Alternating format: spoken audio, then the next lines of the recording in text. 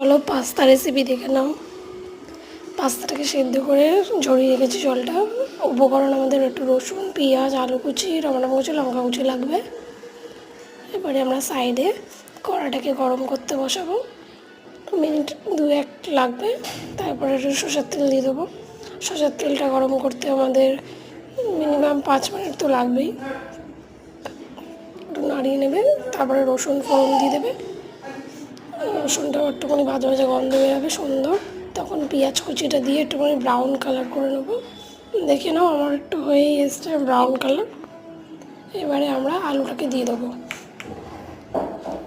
আলুটাকে দিয়ে দেওয়ার পরে একটুখানি ভাজা ভাজা হতে দেবো কিছুক্ষণ। মিনিমাম যেহেতু কুচি কুচি করা আছে আলু, তো একদম কম টাইমেই হয়ে যাবে। হালকা ভাজার পরেই আমরা টমেটো আর লঙ্কা কুচিটা দিয়ে দেবো।